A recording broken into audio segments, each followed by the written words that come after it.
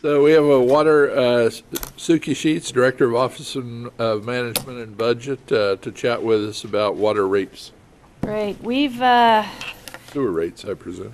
I'm going to talk mostly about water rates, a little bit about sewer rates here today. It's been a while. 2011 was actually our last rate increase, and it's been able to support the capital plan. What we had to do this year with the level of rates that we have and the water capital plan is actually push some of those projects out a little bit to be able to fit it within our revenue forecast as well as a potential forecast here of rate increases. Just a reminder of where all these monies come from. Commissioner Ubel, you asked, do they come from the users? They do. There are some other sources too, but what we need to do is create enough revenue stream to help the systems, both water and sewer, maintain their reserves. And we have reserves that are, one, required by our bond issues. Okay, as long as we hold those revenue bonds out there, we have certain reserve requirements for those. And two, we have a self-inflicted reserve that we maintained so that we can control our cash flow, and that's $5 million in each one of the systems. $5 million sewer, $5 million water. And those are for our construction. Suki, I'm reading at this, we've got the two here for wastewater and waterworks. Right. If I read this right, are our reserves on the wastewater about 36 million? That is our balances right now on water in our funds in order to be able to support that. If I don't have, here you go. We've got 36 million as of the end of December, and we plan to bring that up to 45 through the end of 15. Okay, then we hold off our reserves, our R&I and our self-inflicted reserves, the ones the bond requirement is a replacement improvement fund, $2 million, and our self-inflicted $5 million. That's where the 38 million comes from. We back that out of the 45 that's potentially available in sewer. Consider that a reserve. And on the waterworks, we're closer to 23 million? Right, right. Now, on the waterworks one, you're looking at that one. That does include a rate increase, which adds about $2 million over the 5-year period. So let me go through why, and we'll get back to that if you have more questions on that. The revenue needs of water and sewer. One, we talked about the reserves, the capital projects which Lyle just went through, Chris rolled up into a 5-year picture. We have to have funds to be able to support that. We have outstanding debt. We have a revenue bond in sewer, a revenue bond in water, and then we have OPWC and OWDA loans out there that we have to maintain the revenues to support that. And then we have our daily operation and maintenance expenses. So we have to have revenues to cover it all. We have that revenue requirement. We have some miscellaneous revenues that come in to cover some of it, like system capacity fees that are set aside to cover capacity improvements in the system. That's probably the biggest one in the miscellaneous arena. Then we also have our revenues that come in from our rates. So if we look at those, our miscellaneous revenues and our rate revenues compared to our annual, we determine whether we have a surplus or deficit. We compare that to what we have in our reserve, in our balances, to see where our funds are going to go. So it's almost like a projected cash flow. Here's how much we're going to bring in every year. Here's what we plan to spend. And we look to see whether we have a problem or whether our current rates can afford it. Now, to see what we need to spend in the future, I use the capital plan that Chris creates and Lyle works on with him. I also use a lot of forecasting of operational cost. I took where we had been in 2014. I looked at what we have budgeted for 15, and I typically will apply indices, escalation type factors to different things. Based on the type of expense it is, I apply maybe a different escalation factor. So, for instance, you would use like the construction. I'll use construction indices, I'll use the municipal index, and I use the fuel index. A lot of the expenses in water and sewer are related to utilities, so those get hit a little more with that fuel index. And then the cost indices for the ENR's Engineering News Record, those have indices related to construction more so. Personnel expenses, in this case, What I have is this year's known increase of 2.35, but I held the out years at a 2%. I've got benefits increasing 2% and healthcare at an average of 5 over these years. We were able to hold healthcare at 5% this year. What's happening with water is it's got an $8 million annual cost in 2015. It's growing to $8.9 million in 2019. This is the operation and maintenance expenses, not the construction that we just talked about.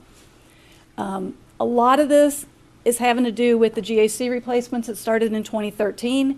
When we did the rate increase in 2011, we had planned on the GAC to be replaced. Oh, I'm sorry, granular activated carbon at the BMW plant. It helps pull out the pollutants that are in the water. I'm sorry. What GAC is. I know what it does, but I'm sorry. People don't know. So with that original replacement schedule and what is happening in reality, I have to make an adjustment for that. And that expense is roughly $500,000 to $600,000 a year. And it's not lasting the 2 years that we originally thought. It's lasting just over a year, not even a year and a half right now. So I've had to adjust and add an additional expense in that wasn't in there before. What do we think that is? Why does it wear out twice as fast as we thought it would? Well, the original plan was to just blend the water going through it, not treat all the water through the Okay. GAC.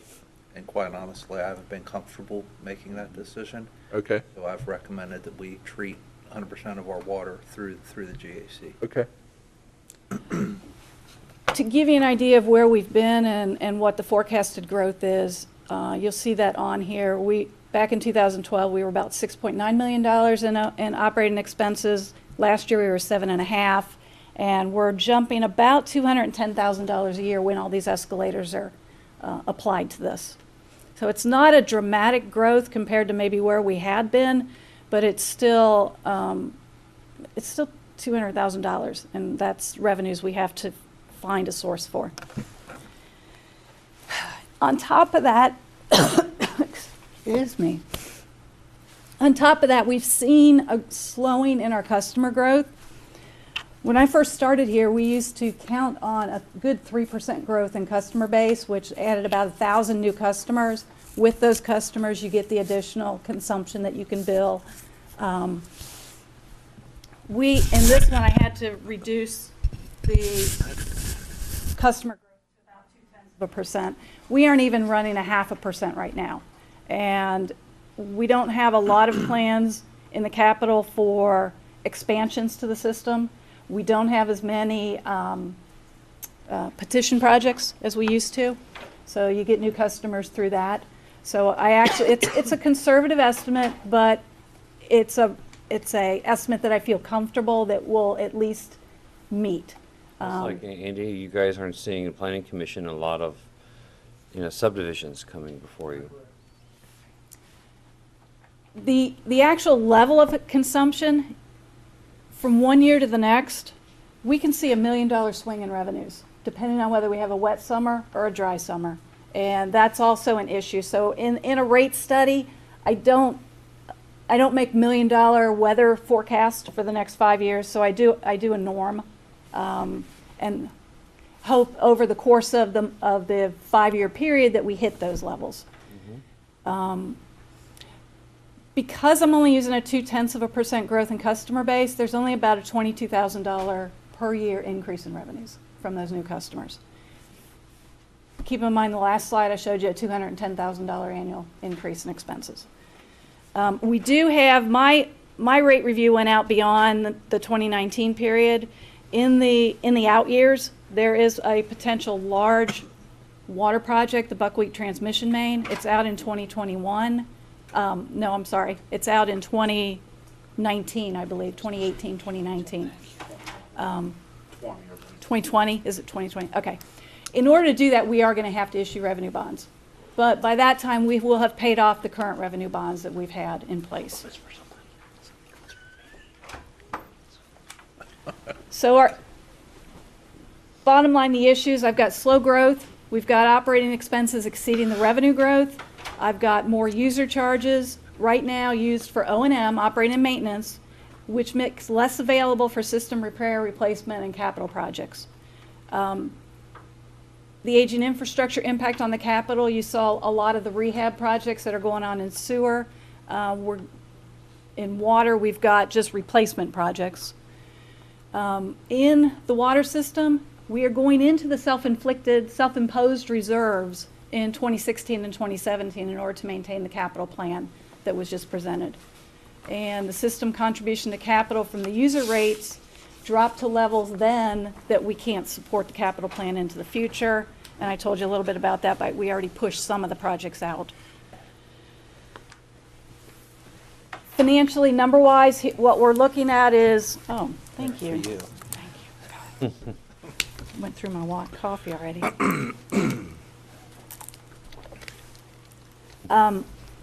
Last year, we brought in $11.7 million from rates and about $1.8 million in other revenues for a total of 13.6. The projected O&M, or the actual O&M in this case for last year, was 7.5. We had $3.7 million, almost 3.8 in debt, which left 2.3 available. And in the last plan, we're going to use 2.75 of that. So this is where we run into that shortfall. And you'll see in 14, 15, 16, all the way through 18, a shortfall every year. And this is at our current rates.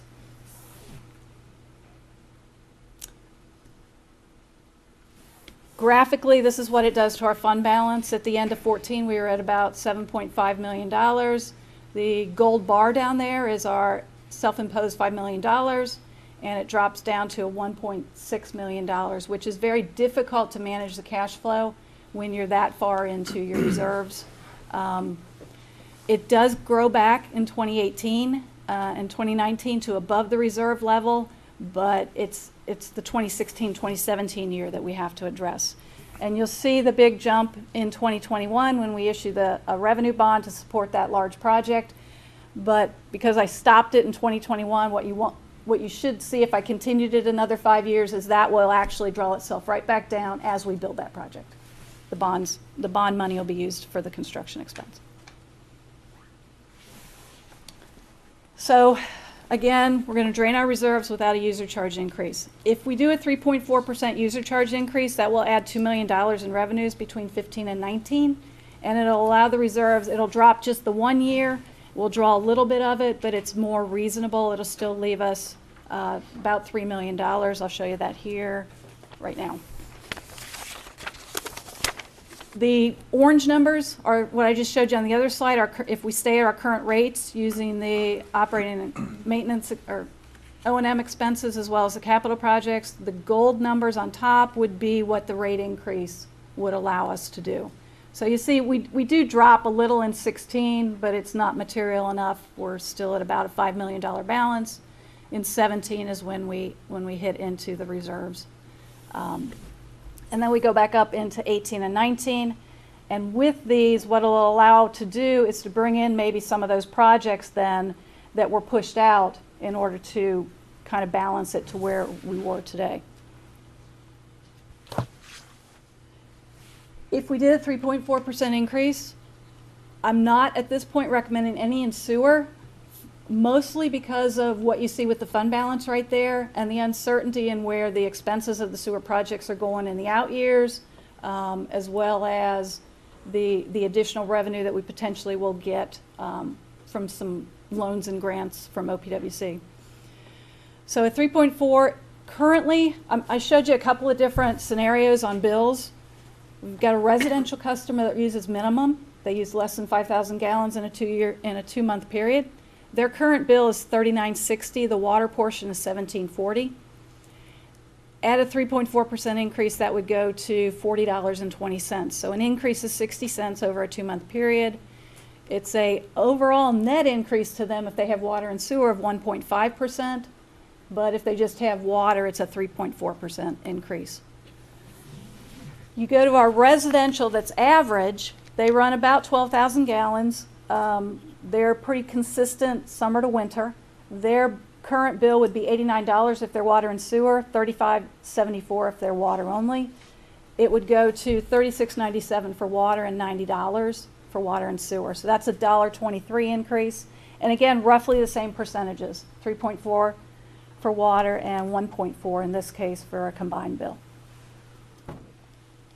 We do have residential units that use quite a lot of water in the summer, more than twice typically what they'll use in the winter, and they typically will pay a higher price for their water due to our rate structure. Do we Those still people, do the pool credit? summer cap, high winter use summer cap. Okay. Yes, for residential. What happens on a residential is in the summer, their sewer is limited to their average winter consumption, and their water tiers, where they break into the next highest water rate, is also based on their average winter consumptions, their highest of their 2 winter consumptions. A 25,000 gallon high summer user under our current structure would pay $79.38 for water and a total bill of $132.66. Their bill with a water increase and no sewer increase would go to $82.11 and $135.39. That's a $2.73 increase. That's over 2 months, though. That's- These are all 2-month bills. Yep. Where you'll see the bigger increases obviously are going to be with the larger customers, the larger users. I've represented in here a non-residential 3/4 inch meter customer, a non-residential 1 inch meter customer at varying rates, 15,000, 36,000, and then a large user at like 400 plus thousand gallons. So overall though, you'll see the percent increases are all in the same ballpark. If they're water and sewer, it's about a 1.4 to 1.5% increase. And if it's water only customer, it would be a 3.4. Just historically, where have we been on our bills? Back from 1993 to 1999, a residential average customer would have paid $84 if they had both our water and sewer service. In 2000, we did a rate decrease of 5% to water and 8.5% to sewer, so their bill dropped to $78.07.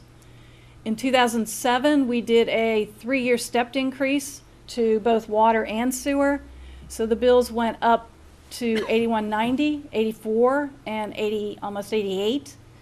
And that stayed until from 2009 to 2011. In 2011, we did a 3% water increase, and that jumped the bill up to $89, and this proposal would take the bill up to $90. The line at the top would be just if we took that $84 bill from 1993 and did a CPI on it, Cincinnati area, how have consumer prices increased?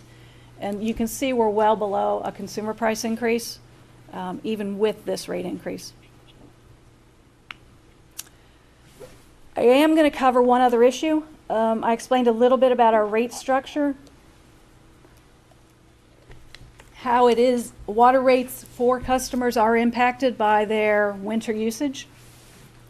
We also have minimums. We have a minimum not only for residentials at 5,000, all of our non-residentials have minimums that are based on their meter sizes. So the same 3/4 inch meter to a commercial, non-residential, commercial, industrial, whatever it may be, any non-residential is 8,000 gallons, and then it increases with each meter size.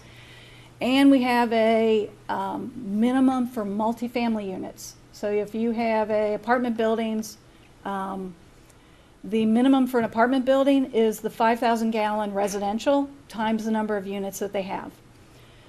I have had some issues with customers of multifamily questioning why their minimum is so high. It does not give them the incentive to put in any water saving devices, and it's not really consistent across the rest of our rate structure. Our system capacity is not that way. Our system capacity treats multifamily differently. They assume they use less consumption. We give them a capacity fee based on the number of bedroom units, and even our highest one is only 80% of a single family.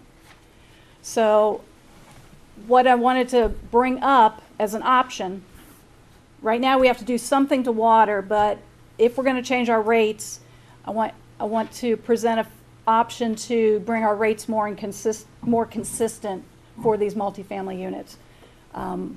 Our current structure, like I said, charges a residential minimum to each living unit in a multifamily complex, and it is inconsistent with our system capacity and our usage demands. So, what's to say one's out of whack versus the other's out of whack? Our system capacity could be, Because of the usage demands, tying back to the system capacity logic, that they don't put as much demand on our system, we can prove that by seeing their consumption. okay. So if I looked at consumption for a 10-unit building, multifamily building, compared to 10 single families, there is a variation. We Our, have data to yes, support that. yes. Okay. Wouldn't that be based too on how many bedrooms? It is. Capacity is. Consumption obviously would be for the same reason. I don't have bedrooms built into our system, so I can't do a per bedroom consumption. Multifamily. If you have, a multifamily unit and it's 3 bedrooms in each unit, that's going to be almost the same as residential. To a degree, the thing that a multifamily misses, that residentials typically hit us for, is that summer cap, that summer peak. You don't see a lot of multifamilies that peak that high in the summer because they're not watering lawns, they're not Filling washing pools. cars, filling pools, whatever. So we don't get that as much. The And owners that's, of the unit are. please? Owners of the unit are. The owners of the unit have, that a lot of them have separate meters for the irrigation. Okay, but when I look at the consumption on a multifamily unit, we don't have nearly the peak that we have on our overall residential units. So our capacity fee takes that into account. Our highest capacity fee, the 3-bedroom, is 80% of our single. The average, like I was telling you, on use, based on our consumption patterns on our customers, the average multifamily uses about 60% on a per unit basis of a residential. The issue has been that if we adjust the minimum for multifamily units, we would reduce it, and that would cause us a loss of revenues, which we would have to make up in another way, and that would have to be through a rate increase. If we change the minimum for multifamily from 5,000 to the 60% level, we're talking a 4.75% increase in water and an increase in sewer of about 0.7%. If we went to a 4,000 gallon, which is 1,000 gallons less than what they're paying for now, we would require a 4.3% increase in water and a 0.5% increase in sewer. Now, I will tell you this impacts, I guess that's my last slide. This impacts about 840 different multifamily customers out of our 45,000 total customers in the system. About 500 of those are impacted by usages that are less than minimums. So of the 840 multifamilies that are charged based on units, the majority of them are impacted by having usages that are less than the minimums that they're charged. So it does impact the majority of them. When we went outside and had a rate study done years ago, they did recognize the issue that the residentials and the other non-residentials were being subsidized by the multifamilies. So it's just, I wanted to present it. It's an option. It benefits a few at the expense of many, but it would bring us more in line consistently with our 2 different rates that we charge. But it causes us to increase our rates for the single family to make up for it. Right. Where I showed you a 60-cent increase in a minimum for a single family, for a residential, it would go up to $1 if we went to the 3,000 gallon. And the average residential would go up to a $2 increase. And the high summer residential would go up to a $4.10. And the same impact on the non-residentials, $2.65 up to $75 for the largest, one of the largest users. Is not our rate structure, though, has been court tested? No. Our rate structure has not. Our system capacity, That's what it was. yep, That's what it was. yep. And trying to think if we settled that one, but no, our system capacity structure has been tested. That's, And it's consistent, and that's because it's based on usage and actual capacity needs of the different types of users. This current structure of charging the 5,000 gallons has been in place for years. I mean, they probably had it that way before we dropped from the 8,000 to the 5,000 which was minimum. 89. I was going to say it was before me, yeah. And that was a big impact. In order to do that, we had to increase rates probably. 33%. So I hate to present too many different things to think about, but if we're going to change rates, which I'm going to recommend that we do in order to be able to fund the capital plan and not dig too far into the reserves, it's something to think about. Do you have any questions on it?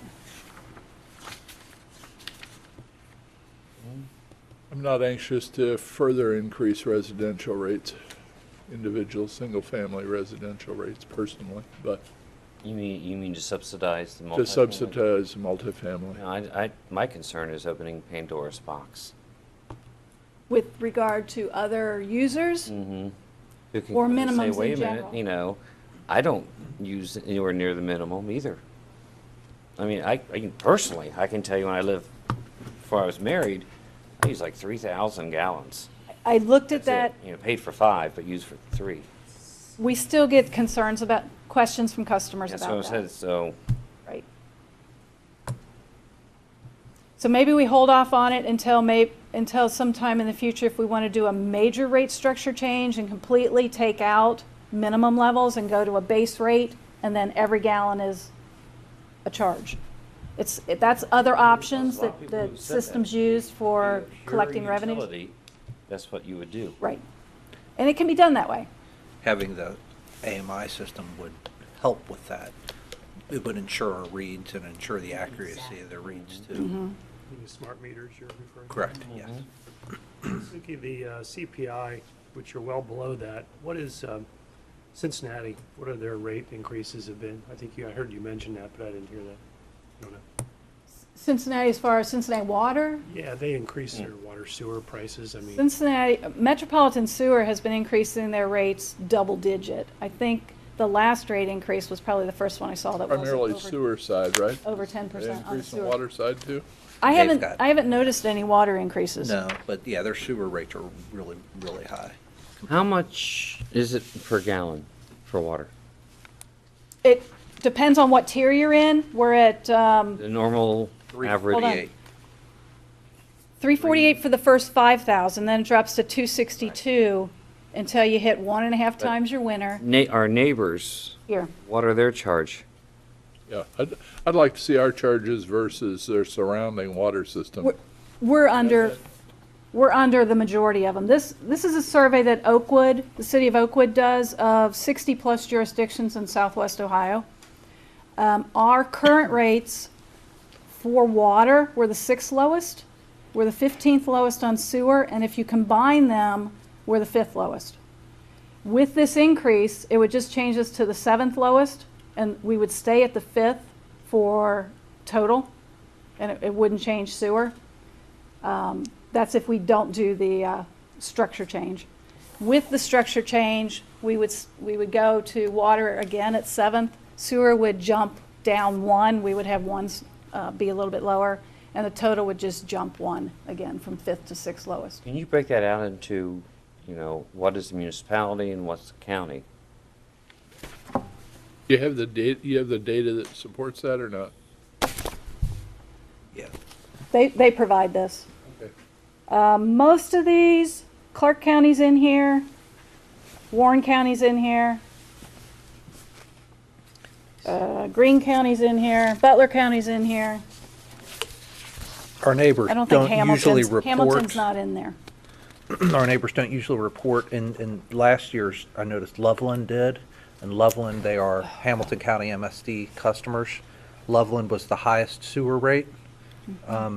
comparatively, they were at $240.81 Sixth highest total rate. for a comparative bill for Clermont County was $99.90. Give me the two numbers again. 99.90 versus 240, 240, nearly over double. More than Two and a half bottom- times. Bottom 10%, it seems like. General. Yeah. See, that's why I look at more county to county. I mean, because we all Well, know Butler's in here. municipal is, we know it's going to be on. And of course, really, it's hard to compare county to county, because if I'm not wrong, we still operate the largest county ran And water and wastewater. And keep in mind, we've talked about this a little bit in the past.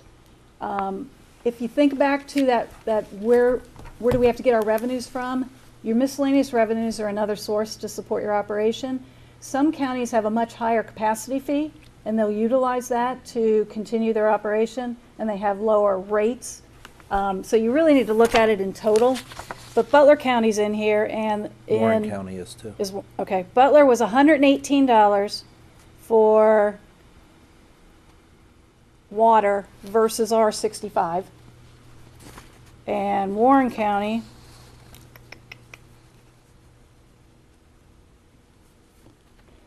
was 83 versus our 65. Okay, that was water. On sewer,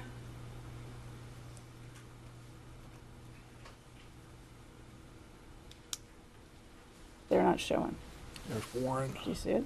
Oh, sewer, Warren was 105 versus our 99. Butler was 84 versus our 99. So combined, Combined, we're the lowest of the three of the counties. Combined, we're at 165. Warren is at 188, and Butler is at 202.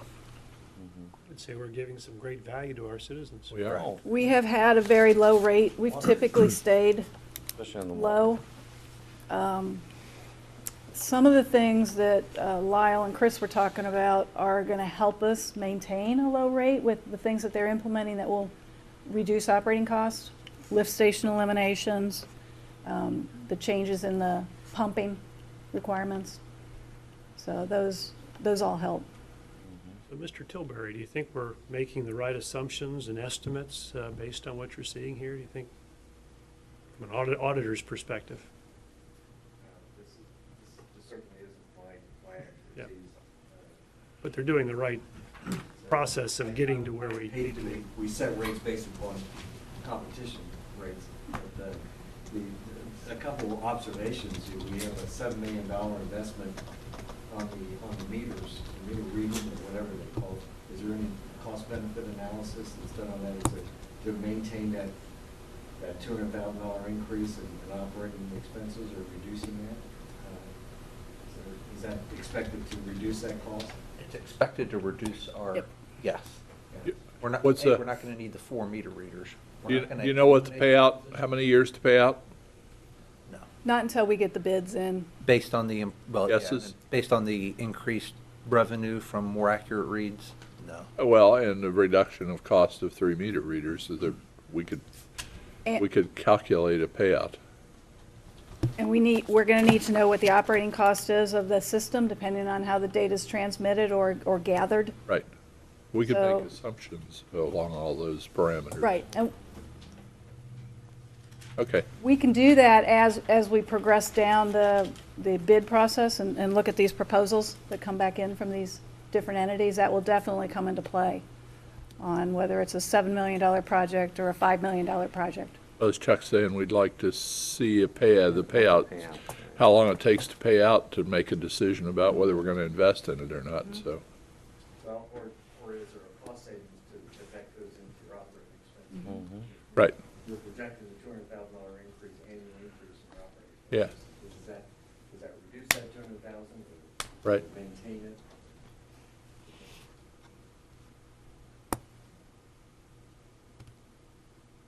So when you're looking at a decision, Well, I think I heard that we don't want to change the rate structure.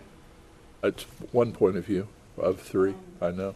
I'm not thrilled about that. This is the rate structure of billing a fixed amount, whether you Change- use. Changing the changing the- multifamily. Changing the multifamily rates. Lower minimum. I mean, whenever you sit there and, pick and choose, and if you're gonna do it, So I'll, do overall. when the legislations I have ready, I can bring to the board in April, when you guys have session again.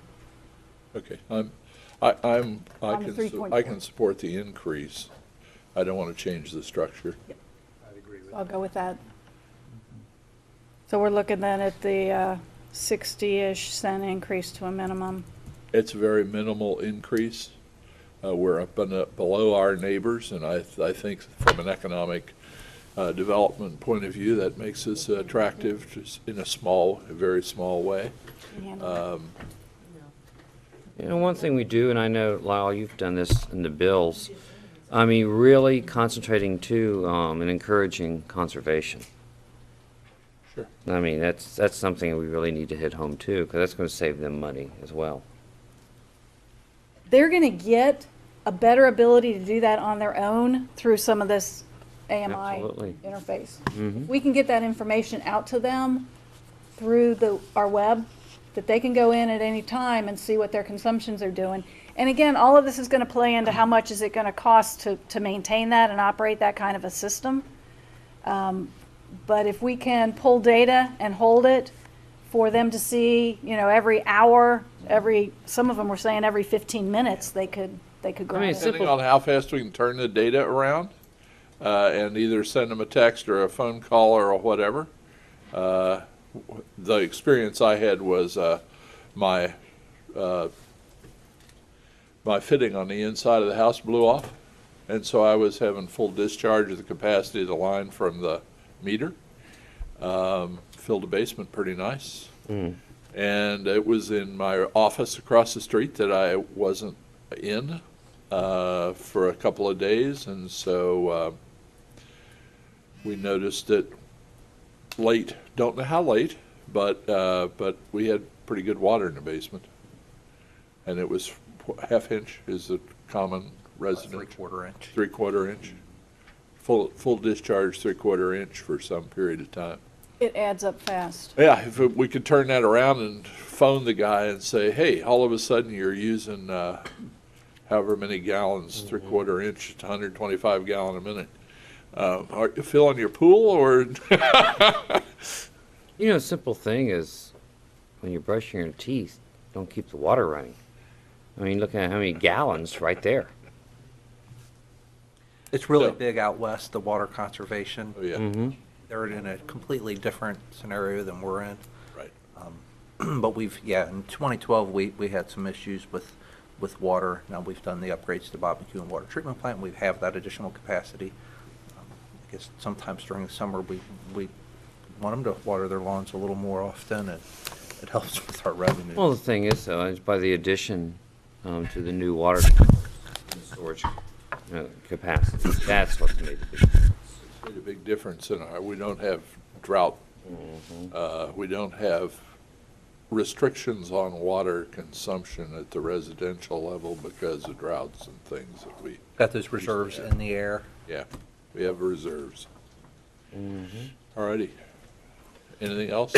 Okay. Thank you very much. I think you've heard some direction from the board.